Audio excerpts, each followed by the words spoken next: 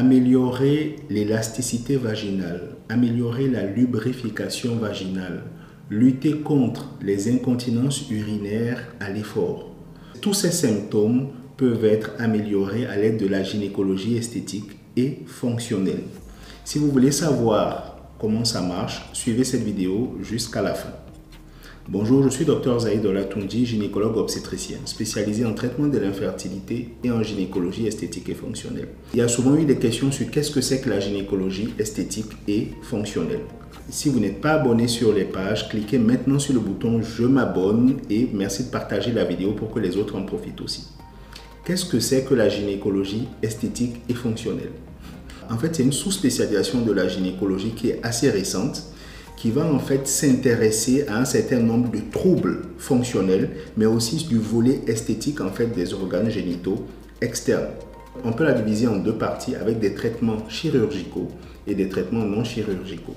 Alors déjà, les traitements non chirurgicaux, ils vont consister en quoi? En général, il va s'agir de petites injections qui vont être faites dans le vagin, au niveau de la vulve, même sur le clitoris, pour régler certains problèmes fonctionnels. On peut aussi utiliser la radiofréquence. En fait, si vous voulez, c'est des fréquences qu'on va appliquer sur le vagin pour améliorer l'élasticité vaginale. En fait. Donc, en termes de troubles, concrètement, de quoi il s'agit? Des patientes qui vont avoir des troubles de la lubrification, des troubles de la gratification sexuelle au niveau vaginal, la perte de l'élasticité vaginale en préménopause, en ménopause ou après quelques accouchements, cicatrices d'épisiotomie qui sont un peu trop sèches, qui ont besoin d'être réhydratées. On peut utiliser des molécules comme l'acide hyaluronique qui existent déjà dans l'organisme.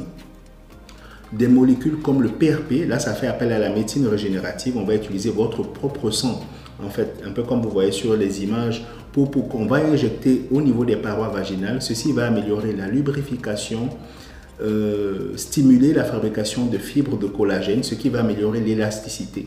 On peut entre autres faire des amplifications du point G qui vont augmenter la gratification sexuelle chez un certain nombre de patientes. On peut faire ce qu'on appelle des O-shots, des orgasmes shots. Ce sont des petites injections au niveau du clitoris qui vont augmenter la sensibilité du clitoris d'à peu près 30% et améliorer la gratification sexuelle. Voilà. On va parler de tout ça en détail dans d'autres vidéos. Les techniques chirurgicales peuvent consister à faire ce qu'on appelle par exemple la réparation du vagin chez des femmes qui ont des incontinences vaginales très avancées. Voilà. Ça peut être aussi des hyménoplasties ou chez certaines femmes qui ont des lèvres particulièrement, on va dire, qui ne sont pas satisfaites. En fait, on peut faire de la labioplastie, c'est-à-dire de la reconstruction au niveau des lèvres.